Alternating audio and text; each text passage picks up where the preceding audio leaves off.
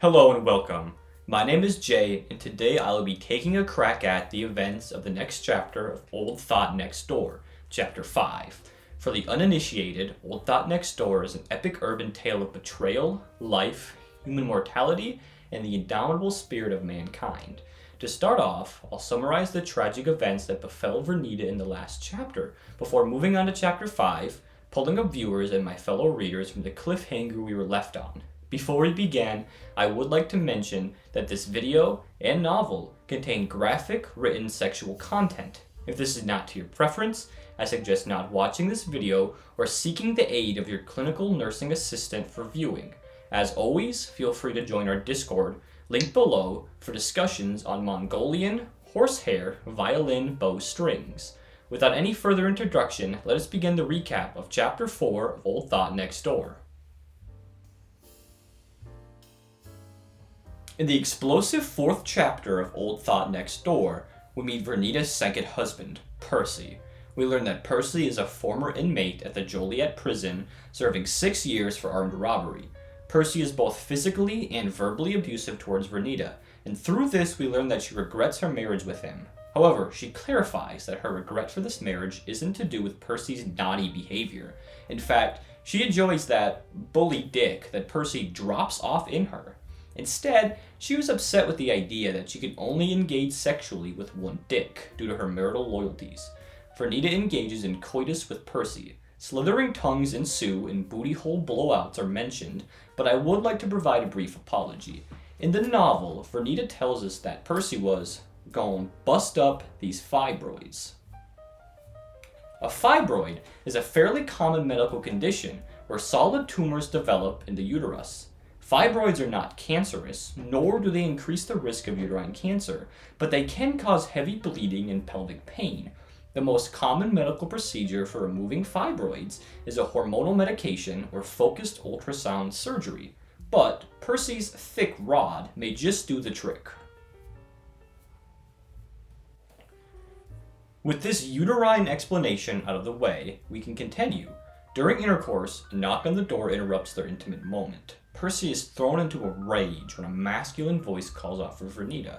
We finally learn that the anonymous knocker is none other than our dear acquaintance and one of Vernita's young dicks, Markel. Before this chapter ends, Percy angrily declares that he is going to commit a firearm-related violent act against both Vernita and Markel.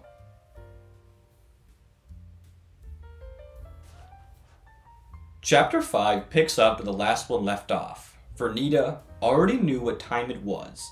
I was a dead, old bitch. She lies to Percy, stating that Markel is her personal trainer, and that he's been helping to get her body toned. Percy reluctantly believes her, but he states, "Bitch, I swear on my mama's grave, you better not be fucking lying to me. I got the blick on me too, and if you lying to me, I'ma put a bullet in that friend's head and your head too."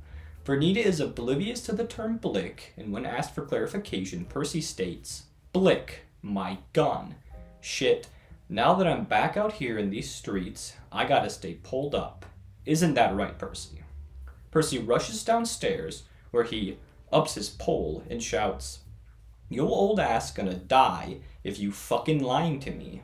He growled and then lunged up to the door and looked out the peephole. Suddenly, Percy declares that the man at the door is his friend, opens the door, and embraces him in a warm hug. Markel greets him with a nostalgic smile, and a brief conversation begins. Markel perpetuates Vernita's lie, claiming he's at the home to pick up his dumbbell, and we learn that Markel and Percy are friends from elementary school. Vernita is upset. Markel does not appear shocked that, in addition to Markel and Will, she's also engaging in intercourse with Percy. Markel offers Percy a job, but Percy is reluctant. Markel convinces him by stating, "Hell yeah. Man, these folks out here so out of shape, you could make one of these motherfuckers just raise their hands up in the air, and their fat asses will be out of breath. You good, bruh." Percy accepts this offer of employment and plans to visit the gym the following day. After Markel's departure, Vernita suggests that they finish what they started. Percy responds by grabbing me by my waist and smacking my ass from behind and shouting, "Hell yeah."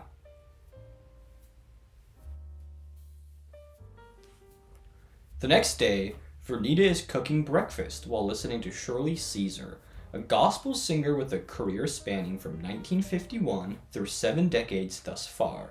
Vernita states that after her meal, she was gonna have to take a hot bath and let this pussy soak in some Epsom salt, because I shoal was feeling mighty sore. Between Markel and his friend, and then Percy, my insides felt like I got skinned, like this catfish I was about to fry up to go with these here grits. Percy rises from his slumber and begins to make a beeline for the door. Vernita pleads with him to stay for breakfast. He declines and drinks directly from the orange juice carton. This upsets Vernita. Damn, you could at least use a glass. And I was very upset. Had I known he was gonna wake up and try to leave the house immediately, I would have just kept my tired ass in the bed. This friend was really starting to get on my motherfucking nerves. They get into an argument. Please don't tell me you were still gonna try to run in those streets. I already done told you. I think that's a bad idea. Bitch, back the fuck off me, like for real, Percy suddenly bellowed. Friend, don't raise your fucking voice in my house. I'm just trying to help you. Man, whatever. I'm out. I'll holla at you later, Vernita. Percy then tosses the orange juice carton into the fridge and leaves the house, slamming the door behind him. Vernita ruminates on her decision to marry him and comes to the conclusion that, while she does love him, she feels that she let her loneliness get the best of her. Suddenly, as I continued to sit there, I dazed off for a second, and suddenly my mind went blank. I was at a complete loss of words. Who am I? Why am I here? What's going on? Her smoke alarm goes off due to her forgetful stupor, and during this chaos, a knock rings out against her door. With smoke flowing out of her window, she looks through the peephole and sees the visitor as her neighbor, Mr. Kilpatrick. She describes him as Caucasian and likely in his 50s, and he claims her smoke alarm had been going off for a few minutes. Vernita reassures him that everything is alright, but then my mind began to draw blanks again. But this time, this intense dizziness came over me, finally culminating in, all of a sudden, everything went dark, and I fell to the floor. The ending of this chapter puts the previous installment to shame, with Vernita's collapse leaving her in a potentially life-threatening state. What could be in store for her next time? I am stoked to read on and continue the journey of Vernita's twilight years.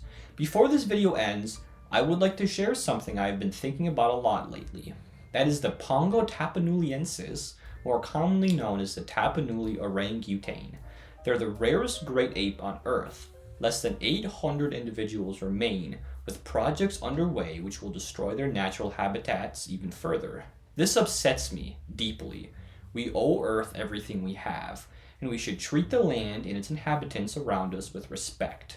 With that being said, I hope you have a great evening, and take care.